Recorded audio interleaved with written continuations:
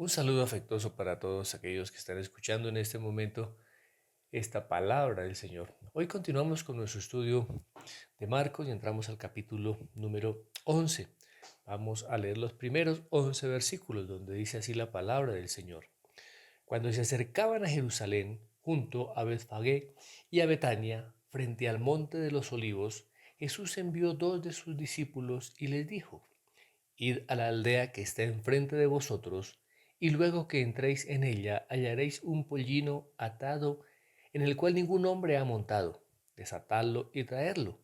Y si alguien nos dijere: ¿por qué hacéis eso?, decid que el Señor lo necesita y que luego lo devolverá. Fueron y hallaron el pollino atado afuera de la puerta, en el recodo del camino, y lo desataron. Y uno de los que estaban allí les dijeron: ¿qué hacéis desatando el pollino? Ellos entonces les dijeron cómo Jesús había mandado, y los dejaron.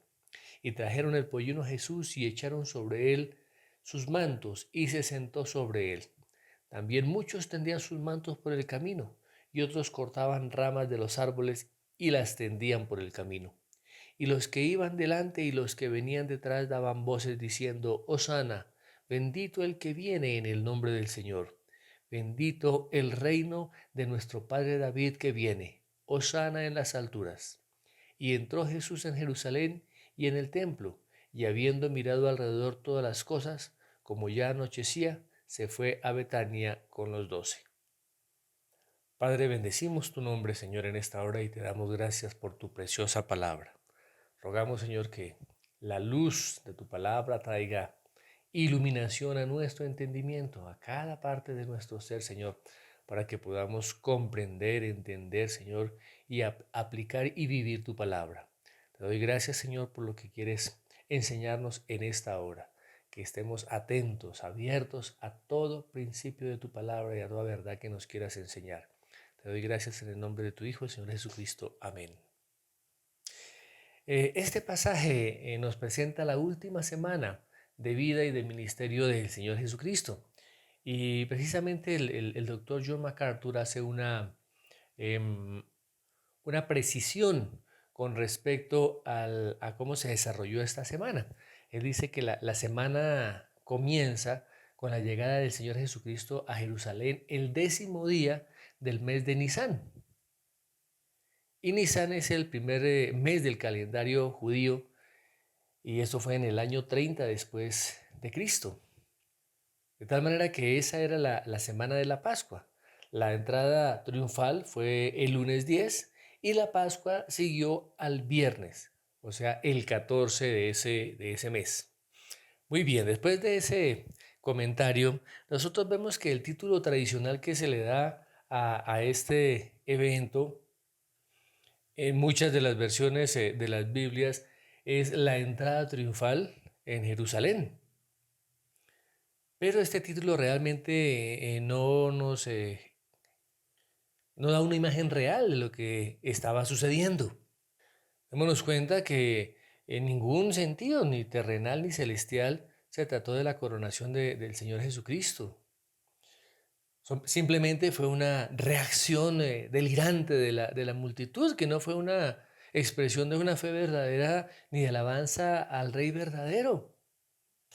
Démonos cuenta que en esta situación no hubo ningún tipo de formalidad, no hubo dignatarios, no hubo emblemas de realeza, y tampoco fue la coronación que Dios hiciera de su Hijo.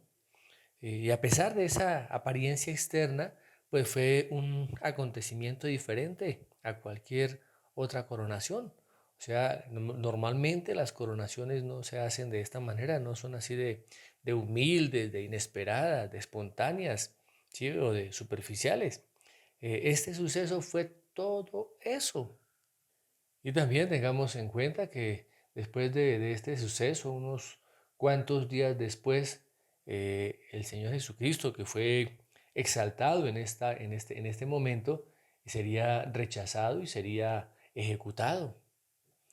Y aunque el Señor Jesucristo era el Rey verdadero, el Rey del cielo, y merecía toda la honra, toda la exaltación, toda la adoración, toda la alabanza, esta no fue una verdadera coronación, porque realmente la verdadera coronación del Señor Jesucristo se llevará a cabo básicamente en dos etapas. La primera de ellas pues ya se llevó a cabo en su ascensión, y el libro de los Hebreos pues nos lo manifiesta en varias ocasiones. Miremos el primer texto, se encuentra en Hebreos capítulo 1, verso 3, donde dice así la palabra del Señor: el cual, Cristo, siendo el resplandor de su gloria y la imagen misma de su sustancia, y quien sustenta todas las cosas con la palabra de su poder, habiendo efectuado la purificación de nuestros pecados por medio de sí mismo, se sentó a la diestra de la majestad en las alturas. Lo reafirma también en el versículo 13 de ese mismo capítulo 1. Dice así pues la palabra: pues ¿a cuál de los ángeles dijo Dios jamás: siéntate a mi diestra hasta que ponga a tus enemigos por estrado de tus pies?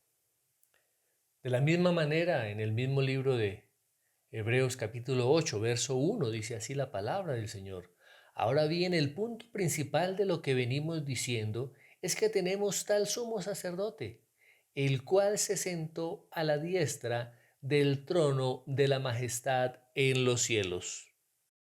También en el capítulo 10, verso 12, dice así la palabra del Señor: pero Cristo, habiendo ofrecido una vez para siempre un solo sacrificio por los pecados, se ha sentado a la diestra de Dios. Y también lo vemos en Hebreos capítulo 12, verso 2, donde dice así la palabra del Señor: puesto los ojos en Jesús, el autor y consumador de la fe, el cual por el gozo puesto delante de él sufrió la cruz, menospreciando el oprobio, y se sentó a la diestra del trono de Dios. También el apóstol Pablo lo declara allí en el capítulo 2 de su carta dirigida a los filipenses, en el verso 9, donde dice así la palabra del Señor: por lo cual Dios también le exaltó hasta lo sumo y le dio un nombre que es sobre todo nombre, para que en el nombre de Jesús se doble toda rodilla de los que están en los cielos y en la tierra y debajo de la tierra, y toda lengua confiese que Jesucristo es el Señor, para gloria de Dios Padre. Así que esta primera fase de coronación ya se dio, y vendrá una segunda fase, que será la fase terrenal de su coronación, y ocurrirá precisamente cuando el Señor regrese, su segunda venida, cuando venga en el futuro. Y Él vendrá, ya no vendrá sobre un pollino, sobre un asnito, sino que vendrá del cielo, vendrá cabalgando sobre un caballo blanco, seguido por ejércitos celestiales.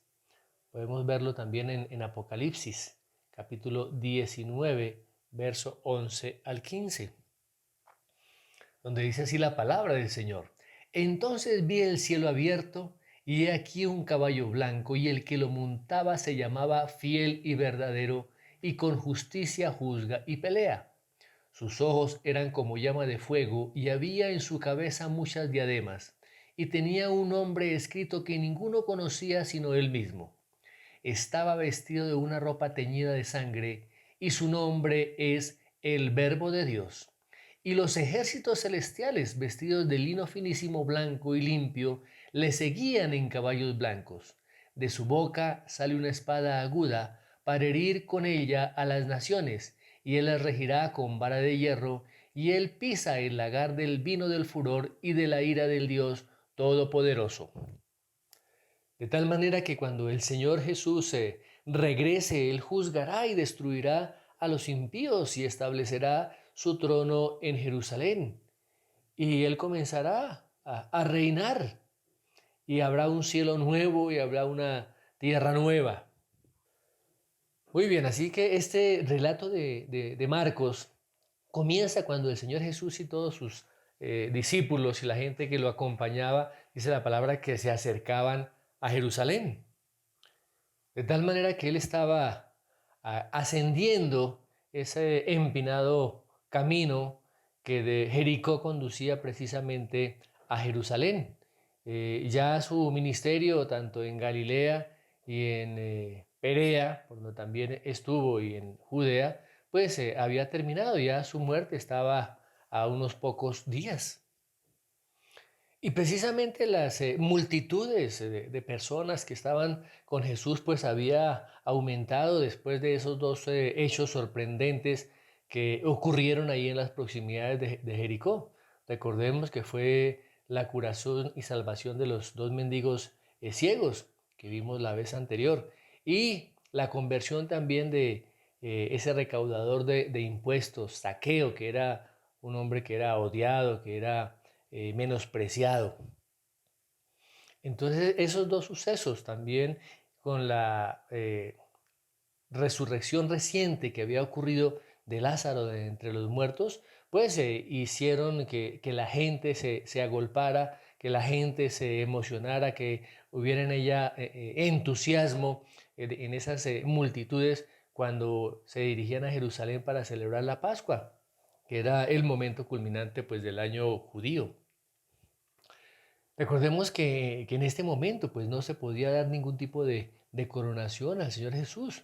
¿Por qué? Porque antes de que el Señor entrara a reinar, tendría que morir. Y hasta este momento el Señor Jesús pues no había permitido a sus discípulos que declararan abiertamente de que Él era el Mesías. Después de que Pedro afirmara que el Señor era el Cristo, el Hijo del Dios viviente, Jesús mandó a sus discípulos de que a nadie le dijesen que Él era Jesús, que Él era el Cristo, el Mesías. Recordemos también que cuando el Señor convirtió los peces y multiplicó, perdón, los peces y los panes allí en la alimentación de los 5.000, el pueblo quiso nombrarlo rey. Dice allá en Juan capítulo 6, versos 14 y 15 lo siguiente. Aquellos hombres entonces, viendo la señal que Jesús había hecho, dijeron, este verdaderamente es el profeta que había de venir al mundo. Pero entendiendo Jesús que iban a venir para apoderarse de él y hacerle rey, volvió a retirarse al monte solo. Aquí vemos que el Señor Jesús pues frustra las intenciones de estas personas y él sabía que cualquier aumento de su popularidad pues eso incrementaría también la amenaza que representaba para los dirigentes judíos y tal cosa podría haber provocado que llevaran a la muerte al Señor Jesucristo de manera prematura. Pero fijémonos que ya en este momento había llegado el tiempo preciso, el tiempo del plan divino de Dios para que el Señor Jesucristo muriera. Por eso Él permitió esa masiva muestra de aclamación popular. Y como lo menciona el pastor John MacArthur en su comentario, él dice que algunos sugieren que pudieron haber participado 100.000 personas en esta procesión de esta entrada triunfal a Jerusalén. Y los líderes religiosos pues estaban nerviosos por esta situación. ¿Por qué? Porque podría presentarse una revuelta precisamente allí en Jerusalén por parte de los judíos. Se calcula que aproximadamente había unos 2 millones de personas que estaban allí en Jerusalén para la celebración de la Pascua en este tiempo precisamente. Y como los dirigentes religiosos sabían bien que esta situación provocaría pues una reacción de los romanos, si el pueblo se levantaba, si el pueblo se sublevaba, pues los romanos aplicarían todo el peso de su ejército y destruirían no solamente Jerusalén, sino toda la nación.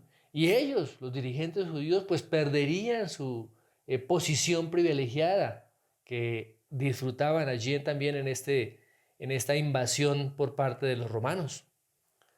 Como se menciona precisamente allí en el Evangelio de Juan, en el capítulo 11, del verso 47 al 50, donde dice así la palabra del Señor. Entonces los principales sacerdotes y los fariseos reunieron el concilio y dijeron, ¿qué haremos? Porque este hombre hace muchas señales. Si le dejamos así, todos creerán en él y vendrán los romanos y destruirán nuestro lugar santo y nuestra nación. Entonces Caifás, uno de ellos, sumo sacerdote aquel año, les dijo: Vosotros no sabéis nada, ni pensáis que nos conviene que un hombre muera por el pueblo y no que toda la nación perezca. Muy bien, entremos de nuevo en nuestro pasaje. Dice la parte B del versículo 11 de Marcos capítulo 11, verso 1.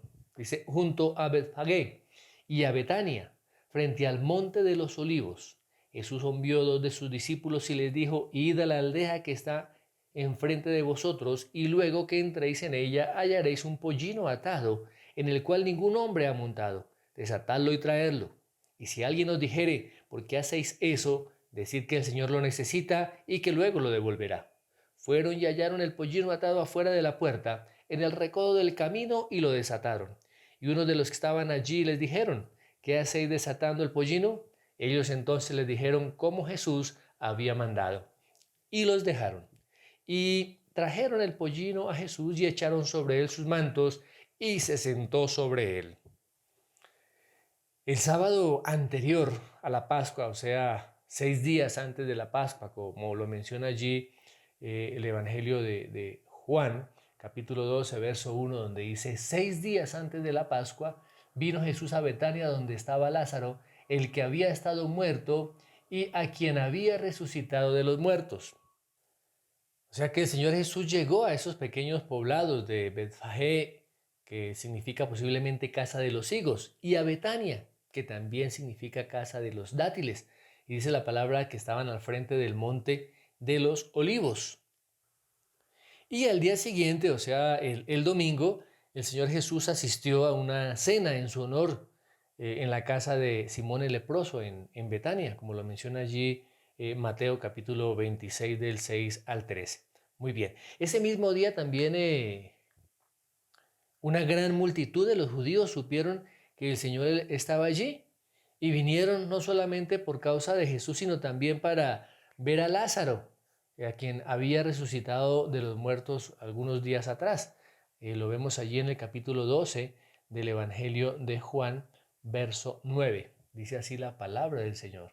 Gran multitud de los judíos supieron entonces que Él estaba allí y vinieron, no solamente por causa de Jesús, sino también para ver a Lázaro, a quien había resucitado de los muertos. De tal manera que la entrada de Cristo a Jerusalén se llevó a cabo al día siguiente, como lo vemos ahí en Juan capítulo 12, verso 12. Dice: el siguiente día grandes multitudes que habían venido a la fiesta, al oír que Jesús venía a Jerusalén, tomaron ramas de palmera y salieron a recibirle y aclamaban: Hosana, bendito el que viene en el nombre del Señor, el Rey de Israel. Y este día siguiente precisamente pues es el lunes de la semana de Pasión, y no el domingo como los cristianos tradicionalmente han creído. Y otra prueba de que la entrada triunfal que el Señor hizo en Jerusalén fue el lunes, pues viene precisamente de la exigencia de la ley que los corderos de la Pascua fueran seleccionados el día 10 del primer mes, o sea, del mes de Nisan, y fueran sacrificados el 14 de ese mismo mes, el día 14, donde dice así la palabra del Señor: este mes os será principio de los meses, para vosotros será este el primero de los meses del año. Hablad a toda la congregación de Israel diciendo: en el 10 de este mes, tómese cada uno un cordero según las familias de los padres, un cordero por familia. Mas si la familia fuere tan pequeña que no baste para comer el cordero, entonces él y su vecino inmediato a su casa tomarán uno según el número de las personas. Conforme al comer de cada hombre, haréis la cuenta sobre el cordero. El animal será sin defecto, macho de 1 año.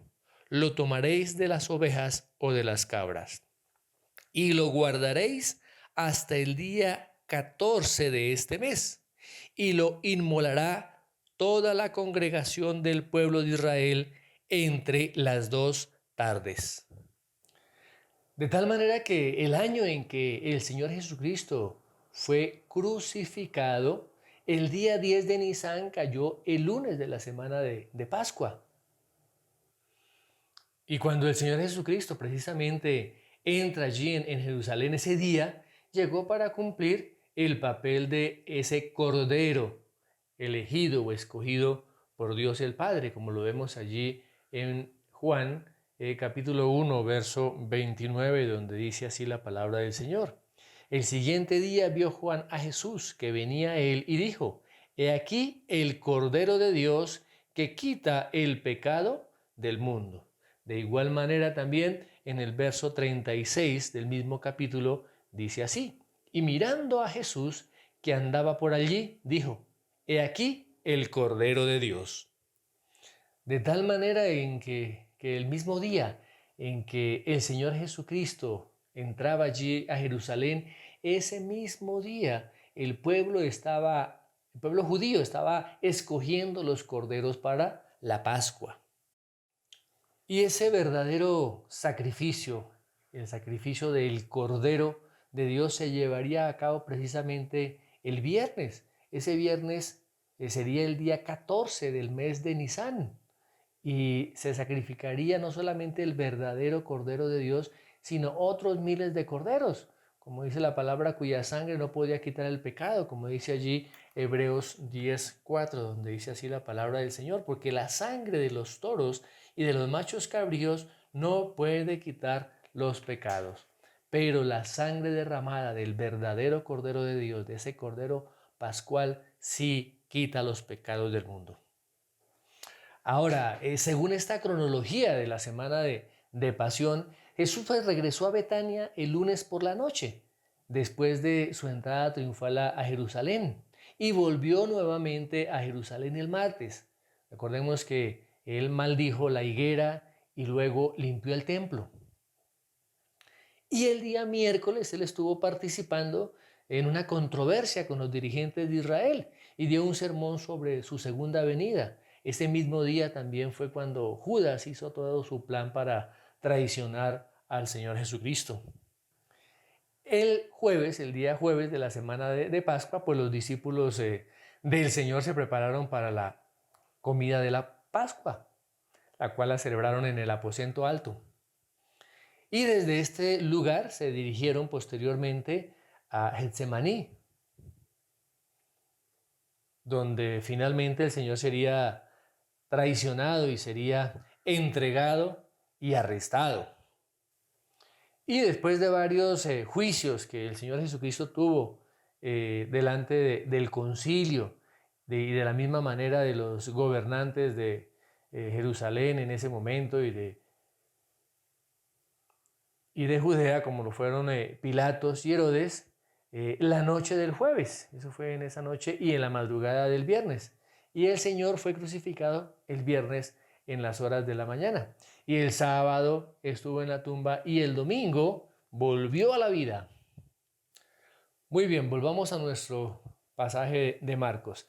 Dice entonces que el Señor envió a 2 de sus discípulos, posiblemente a Pedro y a Juan, precisamente el día lunes. Y él les dijo: id a la aldea que está enfrente de vosotros. Posiblemente fue Betfagé. Pues porque es posible también de que Jesús estuviera con María, Marta y Lázaro allí en esta otra población en Betania.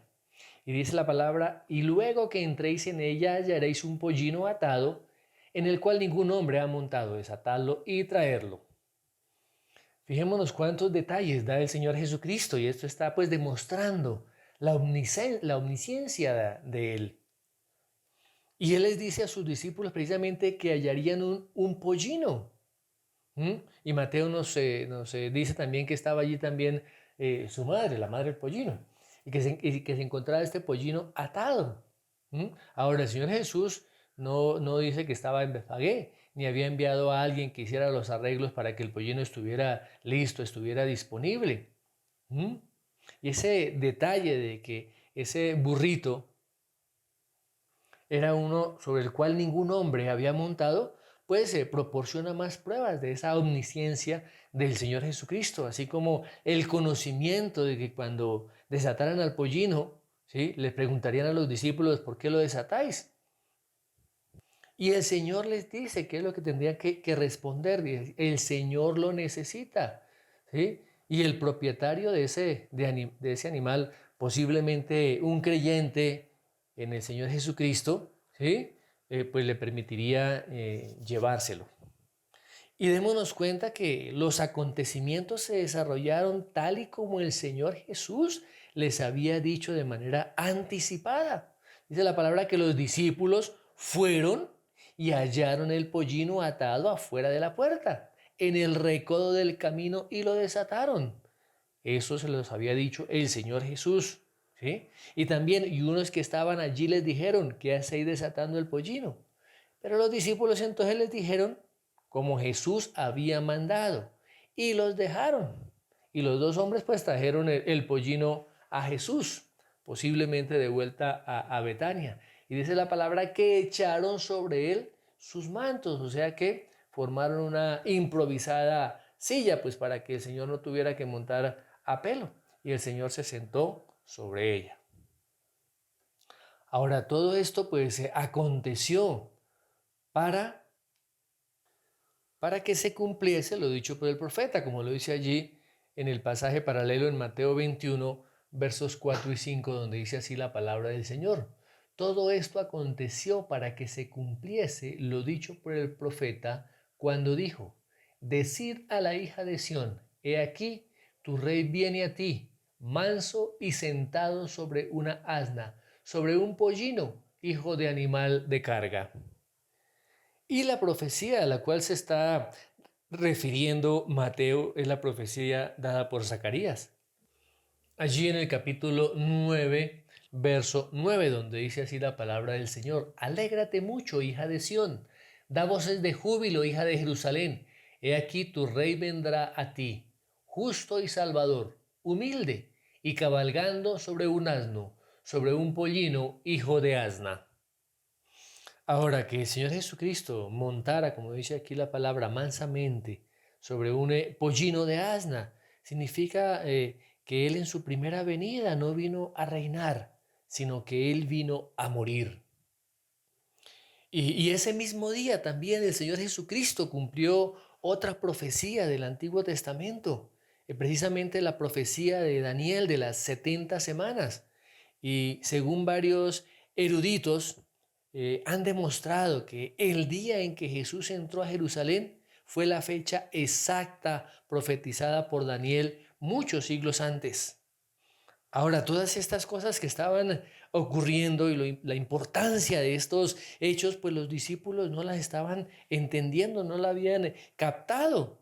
Más adelante vemos que Juan, como mirando hacia atrás, él dice lo siguiente, allí en Juan capítulo 12, verso 16. Aquí está el otro pasaje paralelo en el Evangelio de Juan. Dice así la palabra del Señor. Estas cosas no las entendieron sus discípulos al principio, pero cuando Jesús fue glorificado, entonces se acordaron de que estas cosas estaban escritas acerca de él y de que se las habían hecho. Muy bien, continuamos con los versículos 8 al 10 de Marcos 11. Dice así la palabra del Señor. También muchos tendían sus mantos por el camino y otros cortaban ramas de los árboles y las tendían por el camino. Y los que iban delante y los que venían detrás daban voces diciendo, Hosana, bendito el que viene en el nombre del Señor. Bendito el reino de nuestro padre David que viene. Hosana en las alturas. Aquí vemos cómo en la medida que el Señor Jesucristo se acercaba a Jerusalén, la emoción de las multitudes aumentaba. Dice la palabra que muchos, o sea, de los que estaban presentes allí, tendían sus mantos por el camino y otros cortaban ramas de los árboles y las tendían por el camino. Tender sus mantos por el camino frente al Señor Jesucristo era una forma habitual de expresar sumisión a un monarca, sumisión a un rey. O sea que era el reconocimiento de que ese rey estaba por encima de las personas comunes y corrientes. y de manera simbólica estaba declarando que ellos estaban a sus pies.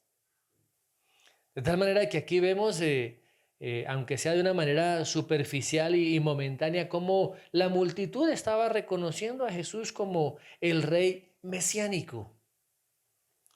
Y en el pasaje paralelo de Juan 12:13 nos dice que eran ramas de palmera. Y en este pasaje nos habla también de ramas de árboles. Y estos simbolizan gozo y victoria.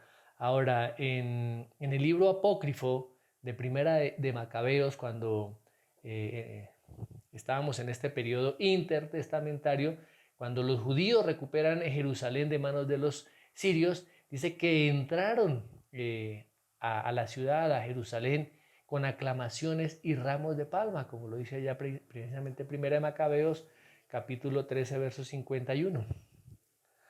Ahora, la gran emoción y el gran entusiasmo que tenía la multitud, pues provino en gran parte de las maravillas que ellos habían visto, como lo menciona el Evangelio de Lucas, capítulo 19, verso 37, donde dice así la palabra del Señor: cuando llegaban ya cerca de la bajada del monte de los olivos, toda la multitud de los discípulos, gozándose, comenzó a alabar a Dios a grandes voces por todas las maravillas que habían visto.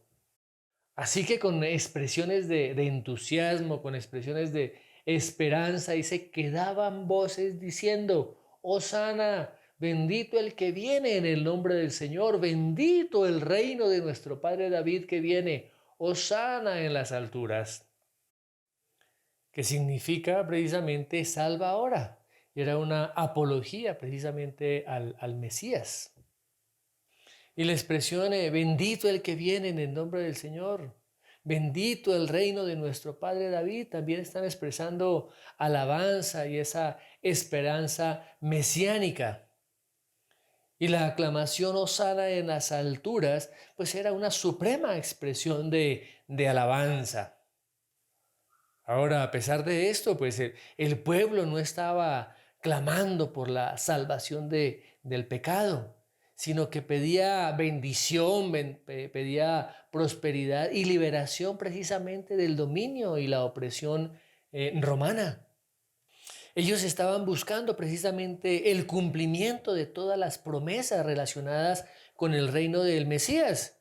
Y cuando el Señor Jesús pues no cumplió con tales promesas, pues estas se cumplirían en su segunda venida, de tal manera que hubo rechazo por parte del pueblo.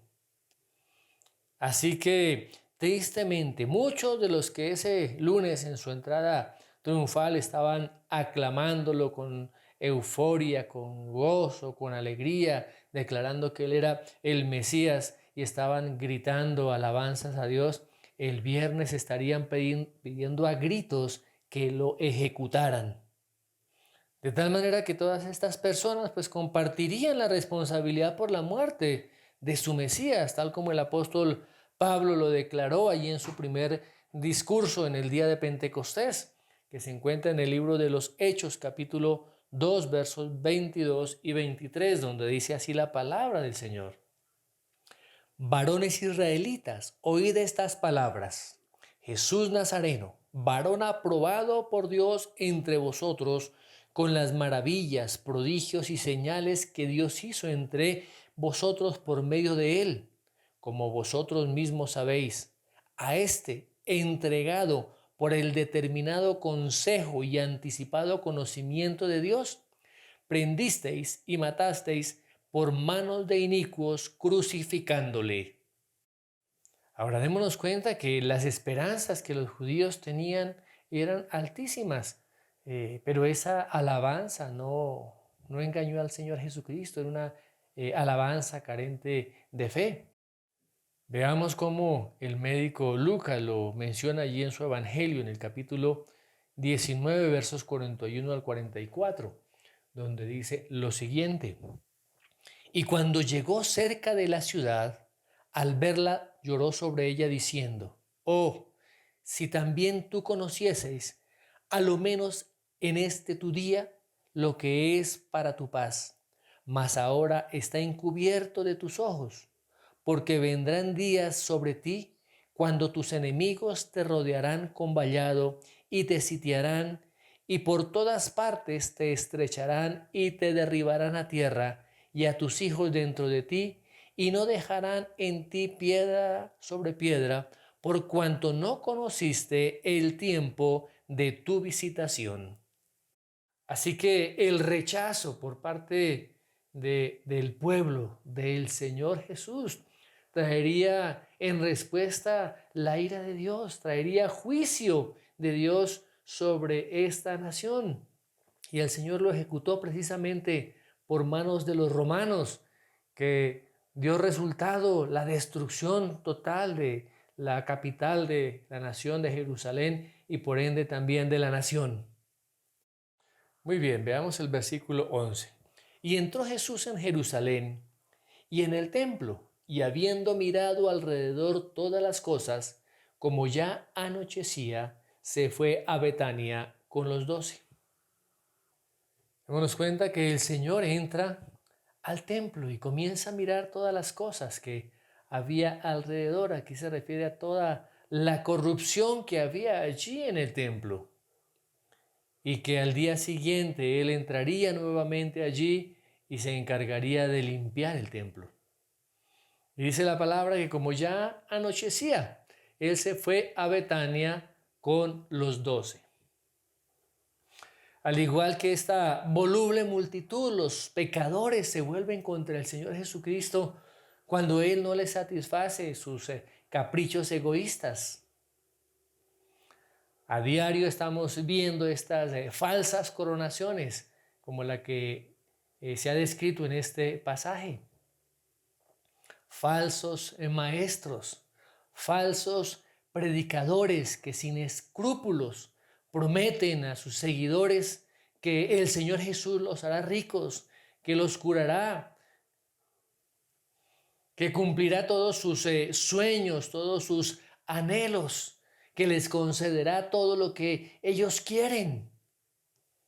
Cuando estas promesas son promesas antibíblicas, son promesas egoístas, son promesas que están centradas en el hombre y que cuando no se cumplen y que por el contrario estas personas tienen problemas, muchos se desilusionan y se vuelven en contra del Señor Jesucristo. Y esto es precisamente lo que ha hecho el Evangelio de la prosperidad y de igual manera también el movimiento carismático. Pero qué diferencia cuando hay una rendición total a Cristo Jesús, cuando hay un reconocimiento de que Él es el Mesías, de que Él es el Rey soberano, que merece toda la adoración, que merece toda la exaltación, como lo declara David allí en el primer libro de Crónicas, capítulo 29, verso 11 en adelante, donde dice así la palabra del Señor. Tuya es, oh Jehová, la magnificencia y el poder, la gloria, la victoria y el honor, porque todas las cosas que están en los cielos y en la tierra son tuyas. Tuyo, oh Jehová, es el reino y tú eres excelso sobre todos. Las riquezas y la gloria proceden de ti y tú dominas sobre todo. En tu mano está la fuerza y el poder, y en tu mano el hacer grande y el dar poder a todos. Estas sí son expresiones donde se está realmente coronando a Jesús en la vida de una persona. Y aquí es oportuna la pregunta: ¿es el Señor Jesucristo realmente tu Señor y tu Rey? ¿Tu vida está rendida a Él? ¿Le sirves con un corazón humilde y lleno de gozo? ¿Eres obediente a su palabra, a sus directrices? Aún en medio de las dificultades, en medio de los problemas, puedes levantar tu voz al cielo y dar gracias. Que hoy en nuestras vidas podamos reconocer que realmente Jesucristo es el Señor, que Él es el que gobierna, que Él es el que tiene la última palabra, que hemos rendido totalmente todo nuestro ser delante de Él y que ahora le servimos con gozo y con alegría, a pesar de las dificultades, a pesar de las circunstancias difíciles, a pesar de los problemas, Él sigue siendo el Rey. Muy bien, oremos, Padre. En esta hora te damos gracias por tu palabra. Señor, entendemos que el regalo más grande, Señor, que nos has dado es a Jesucristo y su salvación. Señor, hoy reconocemos en nuestras vidas el señorío de Cristo.